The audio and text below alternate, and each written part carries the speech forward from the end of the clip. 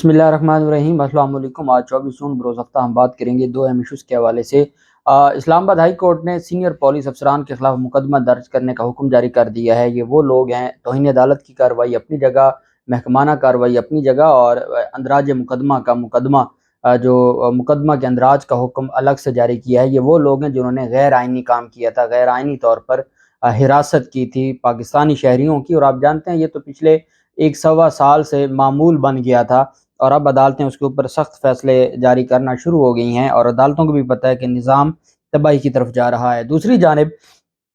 जो मामला था उमर सरफराज चीमा की अहलिया को जो गिरफ्तार किया गया था, उसके ऊपर भी हम बात करेंगे। बुशरा बेगम की हिफाजती ज़मानत के हवाले से भी हम बात करेंगे। कल शाह महमूद कुरैशी और असद उमर की दरख्वास्त ज़मानत पर बहस हुई थी, और उनकी दरख्वास्त ज़मानत मंजूर हो गई थी इस्लामाबाद हाई कोर्ट से। आप जानते हैं कि उनकी ज़मानत खारिज हुई, फिर वो भागते हुए गाड़ी में गए, वहाँ से फिर वो अगले दिन इस्लामाबाद हाई कोर्ट दरख्वास्त दी, इस्लामाबाद हाई कोर्ट के अंदर दाखिल ना हो सके, फिर एक दिन का टाइम मिला, फिर अगले दिन दाखिल होने लगे सुबह 7 बजे, तो पुलिस ने उनको रोक दिया। फिर वो पेशावर हाई कोर्ट चले गए, वहाँ से हिफाजती ज़मानत लेकर आए एक दिन की, और फिर आके उन्होंने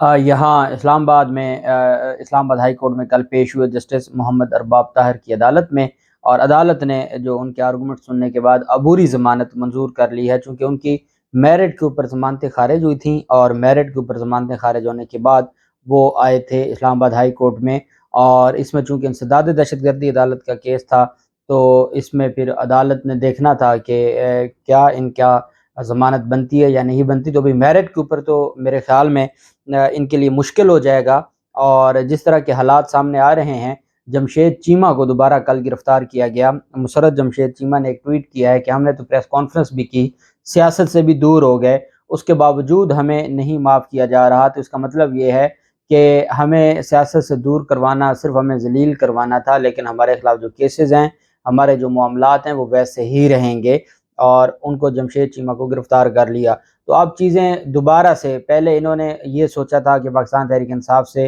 इन लोगों को अलग करवाएंगे, इनको जलील करवाएंगे, ये पाकिस्तान तहरीक इंसाफ में जाने के काबिल नहीं होंगे, एक अलग पार्टी बनाई जाएगी, तो शायद उससे पाकिस्तान तहरीक इंसाफ टूट जाएगी। जब देखा कि पाकिस्तान तहरीक इंसाफ को तो फ़र्क भी नहीं पड़ा, और जो लोग एक्टिव हुए थे वो 2 दिन ही एक्टिव हुए थे, उसके बाद ना इमरान इस्माइल नज़र आता है आईपीपी में, ना अली जैदी नज़र आता है, ना दूसरी तरफ फवाद चौधरी वगैरह नज़र आते हैं। तो सारे लोग, चूँकि वो ज़बरदस्ती की शादी थी, पहले ज़बरदस्ती डिवोर्स थी, फिर ज़बरदस्ती शादी थी, वो कितने दिन चलनी थी, तो उससे फ़ायदा तो हुआ कोई नहीं। इन रहनुमाओं से, या इन जो लोग थे पीटीआई के साबिक रहनुमा, इनसे कोई शफ़क़त तो थी नहीं पीडीएम को। इनको तो पुराना गुस्सा था 1.5 साल का, और उसका अब भीड़ चढ़ाना शुरू कर दिया गया है, और उनकी गिरफ्तारियों का जो सिलसिला है वो दोबारा से शुरू कर दिया गया है कि जो तो एक्टिव रोल अदा करेगा इमरान खान के ख़िलाफ़, वो फिरदौस आशिक अवान हो, वो जो चौहान जैसे लोग हों, तो वो मीडिया पर भी बैठेंगे और उनको हर तरह से खुली छूट भी होगी। लेकिन जो किरदार अदा नहीं करेगा, उसके लिए माफ़ी नहीं है, उसको हर सूरत दोबारा भी गिरफ्तार किया जा सकता है, और उनके जो मामलात हैं वो दोबारा भी हो सकते हैं। दूसरी जानिब बुशरा बेगम की हिफाजती ज़मानत के लिए अदालत से रुजू किया गया था, और उनकी हिफाजती ज़मानत मंजूर की गई है। ये साहिवाल का जो मुकदमा है उसमें हिफाजती ज़मानत मंजूर की गई है 26 तक, यानी सोमवार वाले दिन तक एंटी करप्शन अदालत में वो जाके अपनी ज़मानत करवा सकती हैं। तो ये उनकी दरख्वास्त ज़मानत पर अब देखते हैं कि 26 को समाअत होगी। एंटी करप्शन जो साहिवाल में उनके खिलाफ मुकदमा दर्ज हुआ था। पाकिस्तान तहरीक इंसाफ के चेयरमैन इमरान खान के खिलाफ जो मुकदमा है एंटी करप्शन का, और ये एंटी करप्शन का मुकदमा डेरा गाजी खान में है, उसके हवाले से भी पाकिस्तान तहरीक इंसाफ के चेयरमैन ने एक दरख्वास्त दायर की है। और चूँकि उसमें तलबी के नोटिस आ रहे हैं, और उसमें वो ये नहीं बताया जा रहा कि बतौर गवाह उनसे सवाल जवाब किए जाने हैं, बतौर मुल्ज़म सवाल जवाब किए जाने हैं। एफ़आईआर में वो नामज़द नहीं है, और कन्फ्यूज़्ड सी एफ़आईआर है, 30 फरवरी की उसमें वक़ूआ है, और यही वजह है कि पाकिस्तान तहरीक इंसाफ ये समझती है कि लाहौर हाई कोर्ट ही उसको खारिज करे, और लाहौर हाई कोर्ट ही उस एफ़आईआर पे रिलीफ दे। तो अब देखना यह है कि लाहौर हाई कोर्ट उस पर, क्योंकि दरख्वास्त दायर हो चुकी है, कि लाहौर हाई कोर्ट उसके ऊपर कोई रिलीफ देती है या नहीं देती। उज़ैर बलोच की जेल मुंतकिली के हवाले से एक दरख्वास्त सामने आई है, क्योंकि उज़ैर बलोच की जान को ख़तरा था, और उनको ایک سب جیل ڈکلیئر کیا گیا تھا اور وہاں پر ان کو ایک گیسٹ ہاؤس تھا وہاں پہ رکھا گیا تھا۔ انہوں نے پہلے بھی اس بات کا بار بار تذکرہ کیا تھا کہ جی مجھے خطرہ ہے میری جان کو، اور مجھے وہ جیل میں اپنے آپ کو کمفرٹیبل محسوس کرتے ہیں، اور وہ جو گیسٹ ہاؤس تھا چونکہ وہ رینجرز کا گیسٹ ہاؤس تھا، وہاں وہ اپنے آپ کو نہیں بہتر سمجھتے تھے۔ پھر اس کے بعد انہوں نے یہ درخواست دائر کی ہے اور عزیر بلوچ کی سب جیل میں منتقلی کے نوٹیفیکیشن کے خلاف درخواست دائر ہوئی ہے، اور انہوں نے کہا ہے جی کہ عزیر بلوچ کو جو سینٹرل جیل سے سب جیل منتقل کیا گیا تھا اس نوٹیفیکیشن کو چیلنج کیا گیا ہے، اور کیوں کیا ہے وہ کہتے ہیں جی کہ میری جان کو خطرہ ہے، جیل میں محفوظ ہوں لیکن جو سب جیل ہے اس میں محفوظ نہیں ہوں، اور ہر صورت مجھے ریلیف دیا جائے اور مجھے اس جو سب جیل ہے اس سے نکالا جائے اور واپس بھیجا جائے۔ ان کو آرمی عدالت نے 12 سال کی سزا سنائی تھی چونکہ وہ انوالو تھے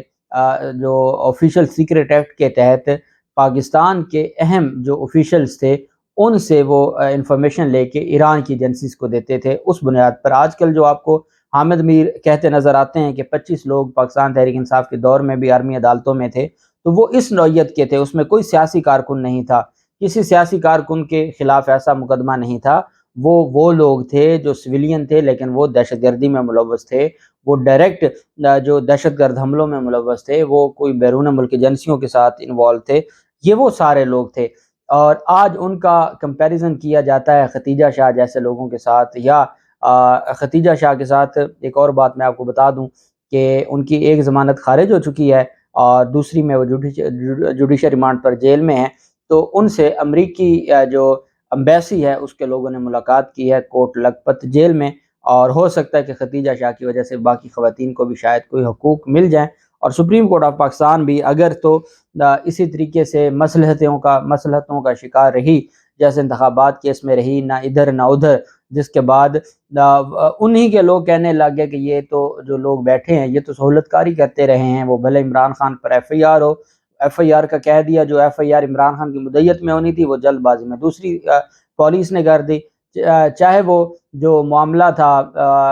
جو ایک سینئر صحافی کا ارشد شریف کا، اس کے اوپر جو ہماری عدالتوں کا کردار رہا ہے، پھر جو عمران ریاض خان کا معاملہ ہے اس کے اوپر جو کردار رہا ہے، تو وہ اس کو آپ کیا کہہ سکتے ہیں کہ عمر رضا بندیال صاحب کے حوالے سے اب یہ الزامات بھی اٹھنا شروع ہو گئے ہیں کہ انہوں نے تو پی ڈی ایم کو سہولت کاری دی ہے، اور وہ کیس جو ہائی کورٹ میں ڈویژن بینچ عمل درآمد کروا سکتا تھا اس کو لے گئے، اور ڈسپیوٹ کھڑا کرتے کرتے کرتے کرتے وہ انتخابات کیا ہونے تھے، اب انتخابات کا نام بھی بھول گئے ہیں، اور وہ فیصلہ محفوظ کر کے بیٹھے ہیں، آگے عید کی چھٹیاں آ جائیں گی، اس کے بعد بینچ ہوتے ہیں نہیں ہوتے، تو یہ بہت بڑے سوالات ہیں جس کا جواب تو دینا پڑے گا، اس کے علاوہ اور کوئی چارہ نہیں ہے۔ دوسری جانب عمر سرفراز چیمہ کی اہلیہ کو گرفتار کیا گیا تھا جب وہ آئی تھی عدالت میں اپنے خاوند سے ملاقات کرنے کے لیے، اور اس میں ہو سکتا ہے عمر سرفراز چیمہ کو مزید توڑنے کے لیے، چونکہ وہ نہیں ٹوٹے، تو ان کی اہلیہ کی گرفتاری کا جو معاملہ تھا ان کو عدالت میں پیش کیا گیا، شناخت پریڈ کے لیے عدالت سے ٹائم مانگا گیا کہ ہم نے ان کی شناخت پریڈ کروانی ہے۔ ان کی جیو فینسنگ میں بھی جو تھا وہ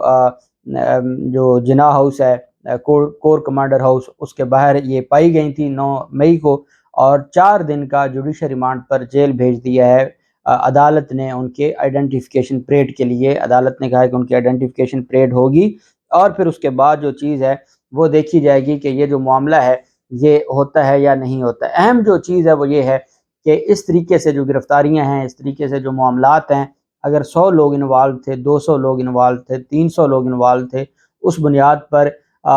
20 سے 25 ہزار لوگوں کو گرفتار کیا کہ ان کو جو کیا گیا ان کو گرفتار کیا گیا، گرفتاری کے بعد نہ کوئی ضمانت کروانی پڑی، نہ ان کو کسی عدالت میں پیش کیا گیا، ان کے اوپر بھی جی ایچ کیو حملہ کیس کا الزام تھا، اور باقی ان کے خلاف کیسز تھے وہ نامزد تھے، گرفتار ہوتے ہیں، گرفتاری کے بعد نہ ہائی کورٹ میں کوئی ریٹ ہوتی ہے، نہ کسی اور عدالت میں کوئی ریٹ ہوتی ہے، اور نہ کوئی ضمانت ہوتی ہے، اور اگلے دن ایک ویڈیو پر وہ رہا ہو جاتے ہیں، اور وہ ویڈیو کیا ہے؟ 9 مئی کے جو حملہ ہے اس کی مذمت اور پاکستان تحریک انصاف کو چھوڑنا۔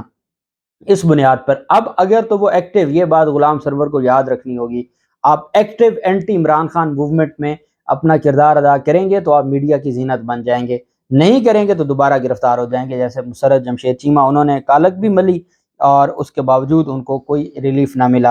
اسلام آباد ہائی کورٹ نے وفاقی پولیس کے خلاف شہریوں کو اغوا کر کے تھانے میں رکھنے، جو کہ غیر آئینی ہے، آرٹیکل 9(10) کی خلاف ورزی ہے، غیر آئینی کام کرنے پر اور بھتہ وصولی پر اسلام آباد پولیس کے افسران بھتہ میں ملوث پائے گئے ہیں۔ یہ کوئی کراچی کی نہیں بات کر رہا، اسلام آباد کی بات کر رہا ہوں۔ بھتہ وصولی کیس میں ایف آئی اے کو پولیس اہلکاروں اور ملوث افسران کے خلاف مقدمہ درج کرنے کا حکم دیا گیا ہے۔ جسٹس بابر ستار صاحب نے سماعت کی تھی اور جسٹس بابر ستار صاحب نے معراج بی بی کی درخواست پر سماعت کی۔ عدالتی احکامات پر آئی جی اسلام آباد پولیس عدالت میں پیش ہوئے۔ عدالت نے ریمارکس ہے کہ ایف آئی اے کی رپورٹ نے شہریوں کے اغوا اور بھتہ وصولی میں پولیس اہلکاروں کے ملوث ہونے کی تصدیق کی ہے۔ غیر قانونی حراست میں رکھے لوگ کہاں ہیں؟ آئی جی اسلام آباد نے بتایا کہ وہ ریکارڈ کے مطابق وہ لاہور جیل میں ہیں۔ لاہور پولیس نے انہیں گرفتار کیا، جبکہ تینوں ملزمان کا کرمنل ریکارڈ بھی موجود ہے۔ جسٹس بابر ستار نے ریمارکس ہے کہ یہ بھتے اور غیر قانونی حراست میں رکھنے کا کیس ہے۔ معصوم لوگوں کو اٹھا کر یہاں لا رہے ہیں، فیصل آباد جاتے ہیں، لوگوں کو اٹھاتے ہیں، موٹر وے سے لے آتے ہیں۔ انہوں نے استفسار کیا کہ یہ کیسے ہوتا ہے سارا کام؟ جج صاحب نے پوچھا اسلام آباد پولیس سے کون کون ملوث ہے؟ چین کیا ہے؟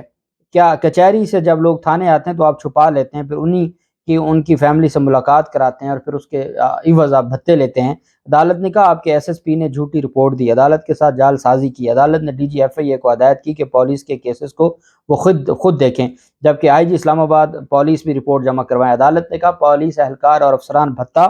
کرپٹ پریکٹسز، اغوا اور غیر قانونی حراست میں ملوث ہیں۔ عدالت نے غلط بیانی پر پولیس اہلکار کو توہین عدالت کا شوکاز نوٹس جاری کرتے ہوئے 1 ماہ میں جواب جمع کروانے کی حکم جاری کر دیا۔ اسلام آباد ہائی کورٹ نے آئی جی اسلام آباد کی رپورٹ غیر تسلی بخش قرار دیتے ہوئے ایف آئی اے کو مقدمہ درج کرنے کا حکم نہ دینے کی آئی جی کی استدعا مسترد کر دی۔ عدالت سے غلط بیانی پر پولیس اہلکاروں اور افسران کو شوکاز، 1 ماہ میں جواب طلب، اور ایف آئی اے کو کہہ دیا کہ ان کے خلاف مقدمہ درج کر کے رپورٹ عدالت میں جمع کروائیں۔ آئی جی اسلام آباد نے کہا کہ ایف آئی اے کو نہ کہا جائے، عدالت نے ان کی استدعا کو مسترد کر دیا۔ جسٹس بابر ستار صاحب کا یہ فیصلہ آیا ہے۔ اللہ پاک پاکستان حامی و ناصر ہو۔ بہت شکریہ۔ اللہ حافظ۔ پاکستان زندہ باد۔